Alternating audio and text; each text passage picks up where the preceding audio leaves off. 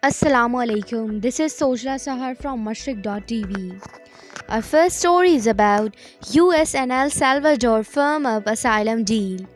The United States and El Salvador have worked out operational details of an agreement in which El Salvador would take in certain migrants who had sought asylum at the US border, the US Department of Homeland Security said.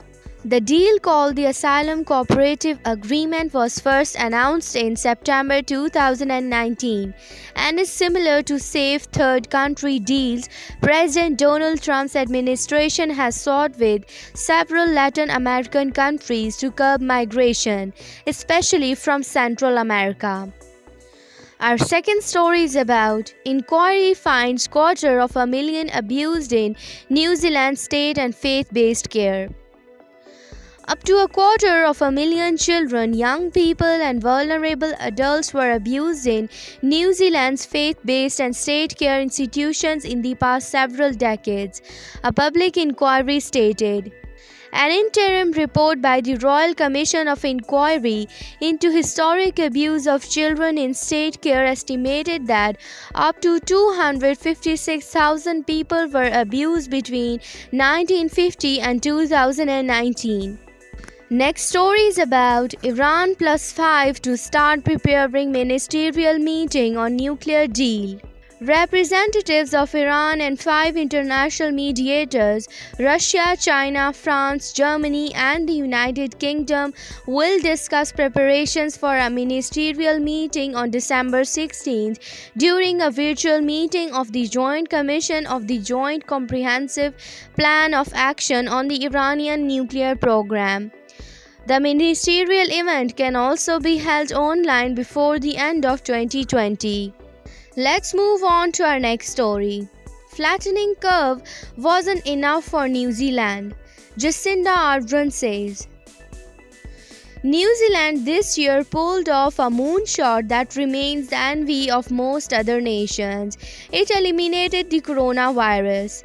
But the goal was driven as much by fear as it was ambition, Prime Minister Jacinda Ardern revealed.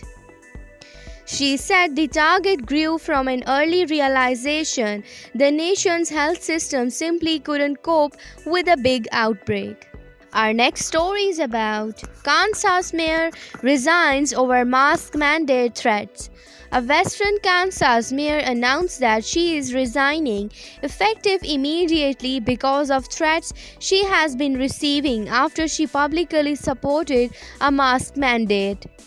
Let's move on to our next story. Canadian company launch robotic technology helps detect landmines. A Canadian tech company, Talium Systems, introduces a robotic technology they are working on to help detect landmines killing scores throughout the country every day, saying it helps expedite the peace process and stability in Afghanistan. Another story is about Senate wants Doha talks move to Afghanistan.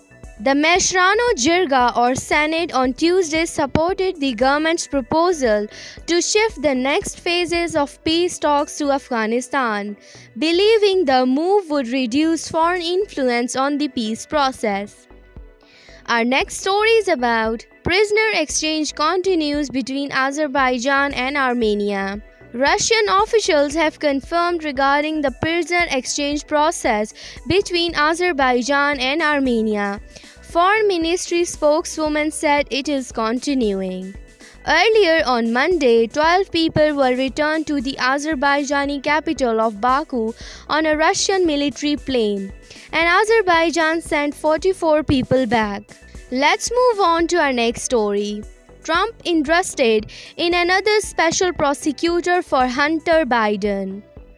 President Donald Trump is considering pushing to have a special counsel appointed to advance a federal tax investigation into the son of President-elect Joe Biden, setting up a potential showdown with incoming acting Attorney General Jeffrey Rosen. Our next story is about over 570,000 Uyghur laborers forced to pick cotton through coercive state-run scheme.